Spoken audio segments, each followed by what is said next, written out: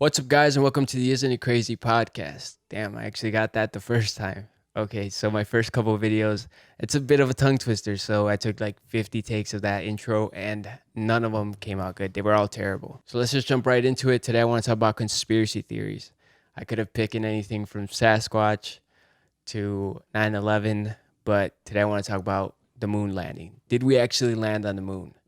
I've watched my fair share of movies, and I thought I could do some research into it. I watched these movies like First Man with Ryan Gosling and Apollo 11 with Tom Hanks, and I started to think to myself, did these motherfuckers really go? Like, did we really make it there? So I started doing my research, and after a couple of days of research, I concluded that no, these motherfuckers lied.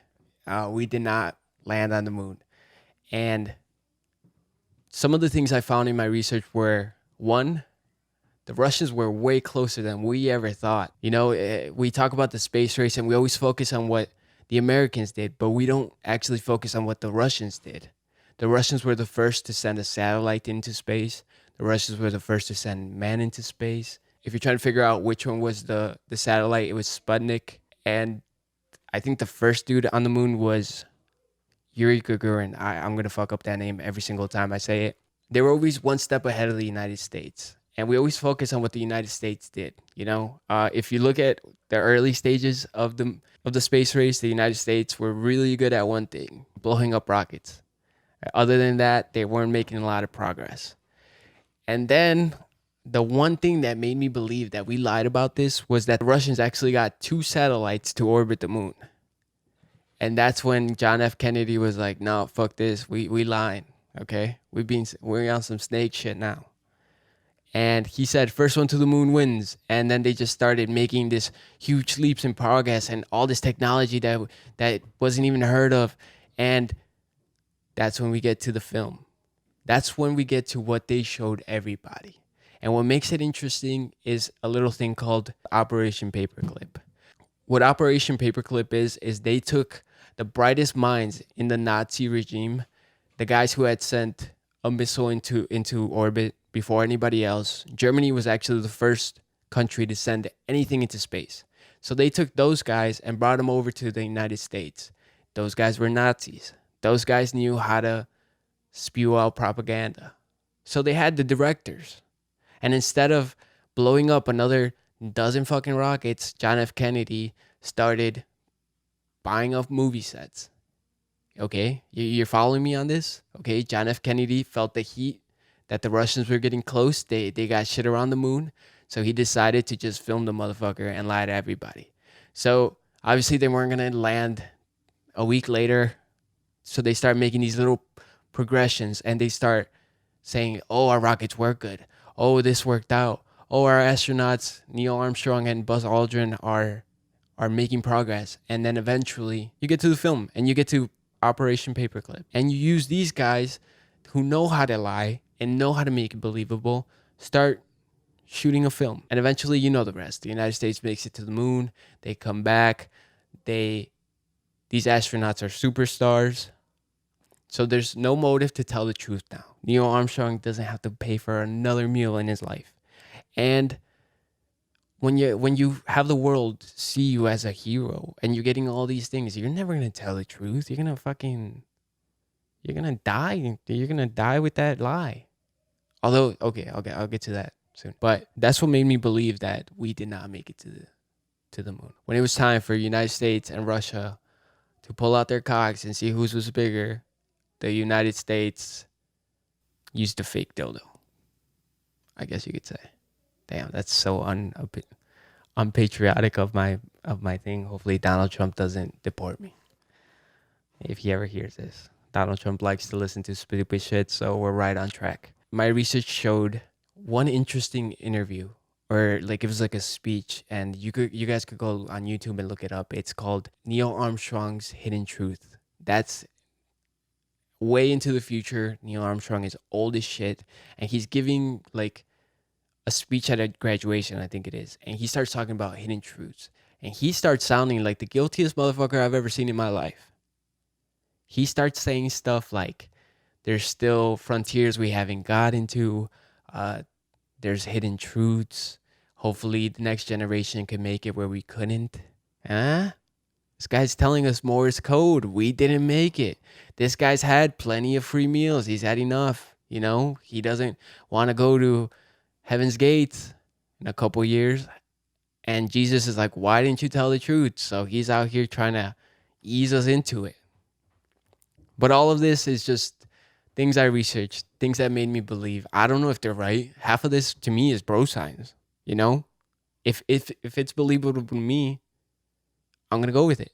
So in the famous words of Eddie Bravo, and if you know who I'm talking about, you know exactly what he likes to talk about. Just look into it. That's all I'm saying. I'm not saying I'm right, but if you think I'm wrong, comment down below and we can argue as much as you want. So just to reiterate why I think we didn't land on the moon. 1, Russia was getting closer. 2, John F. Kennedy got tired of blowing up rockets, and he had the best propaganda team assembled in the world than fucking Nazis. Those bastards. 3, John F. Kennedy was feeling the heat from the country losing interest. They thought the funds to NASA were maybe better spent on other things than blowing up rockets. 4, John F. Kennedy was desperate. 5, they admitted to editing film to make what they showed billions of people look better. But when you look at the film everybody saw at that time, you can't see the edits. So how do you recreate so well the moon? There's got to be something there. You can't tell me, where's the edit? Can somebody show me the edit? Because I didn't see anything. And I don't think they had the technology like they do now to make it look as fucking real as possible or match it. So that's another red flag. If the Russians were so close, why didn't they land? If America came in second every time the Russians did something first, why didn't Russia just say fuck it and land anyways? They were so close. My theory is that the Russians made it that far and couldn't figure out how to actually land on there and bring it back up. Because nobody gets that close, huh? Nobody gets that close and doesn't make it, okay? Nobody says, oh, we spent billions of dollars. We're right here. But America put their flag. If they could land, I guarantee you they would have put a bigger fucking flag and maybe a bottle of vodka. So I think they got that far and they couldn't figure it out. And America was not even that close and they just filmed it. But again, like I said, look into it. Do your own research. Come up to your own conclusion. And if you guys find anything that contradicts what I'm saying, comment down below. And we could argue all you want about it. That's all I got for the moon landing theory. And I'll bring more theories up like 9/11 or Sasquatch when I do my good research. And from here and there, I'm going to pepper these in on that. It's not going to be a conspiracy podcast. So, like I said, if you guys think I'm wrong, let me know. In other news, I love the fall for one reason. For some reason, I don't know if it's just the holiday season, but networks tend to release their best shit around these months. You got football, you got movies coming out. One thing that got released was Travis Scott's Look Mom, I Could Fly documentary on Netflix. It follows Travis Scott from the beginning to what he was doing before he made the album Astroworld, to actually the festival Astroworld, to his release. And it's the coolest thing I've ever seen. You get these crazy shots of fucking these concerts. It made me want to go buy a ticket to another Travis Scott concert. I saw him at Lala and it was one of the best experiences. It was the first time I had ever experienced Travis Scott in my life. And I left Lala thinking, this guy is just insane. And you could tell from the video, you could tell from the documentary, his crowd control, obviously his music is dope as fuck. And just the way, what separates Travis Scott from any other artist is the way he presents his art. He takes inspiration from his younger life. The VHS videos he introduces to everybody, I always wonder where he got that from. And then you watch these videos where his dad was filming him at Astroworld, where you see his dad filming him at his birthday party. And he's just taking those moments that he deems special and taking it to another moment in the future. And when everybody wants the clearest picture or just the dopest edits, he takes the most simple thing, something we grew up with, which was the VHS, and puts it into his videos. It puts him apart, and it just makes it look dope as fuck. It makes it unique. And obviously his music makes him who he is, but the way he presents it, there's a section in the movie where he says he's telling these light directors how to light him on the stage, how to control the roller coaster that he uses in his tours.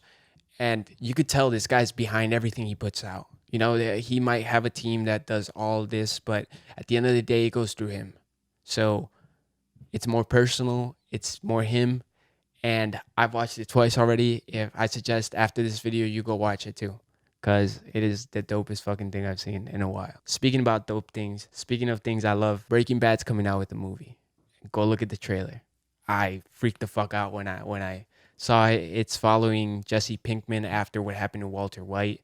If you don't know what the fuck I'm talking about, you're lame and you've never seen the actual series.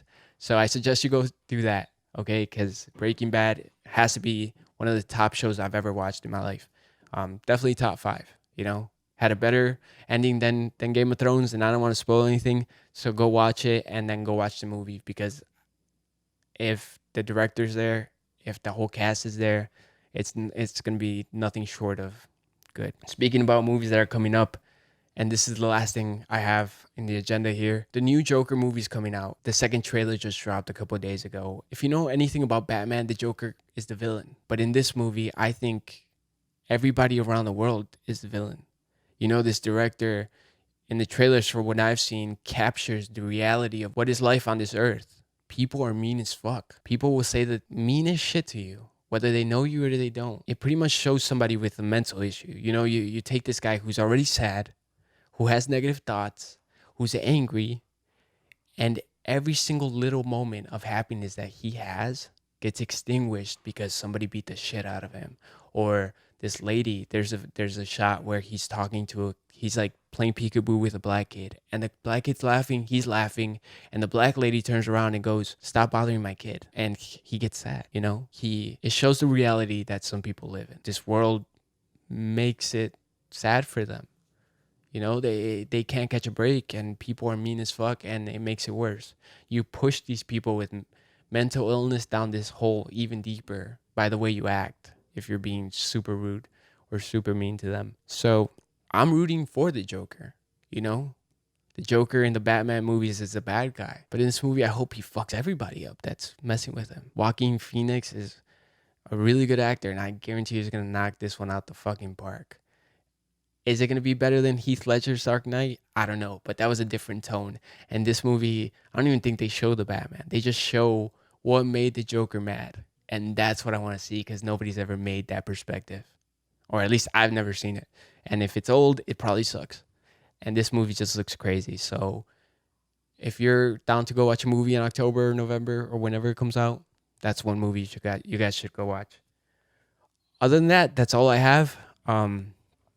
I did shoot that intro and I didn't post a video, and getting back to working, I got to figure out my time management, but rest assured I will try my best to put a video out every week. It doesn't matter to me if one person's listening to this podcast, or 50 people are listening to this podcast, or a million people are listening to this podcast. I love doing this shit, so I'm going to keep putting out content. If you like what you heard today, and maybe it's your first time here, you should subscribe, and just know that there's things that I still fuck up, but I'm learning from it, and these videos are getting better, and I'm excited to make these videos, and I try to bring a new perspective into old things that already happened but people think are interesting, pretty much. So please like and subscribe.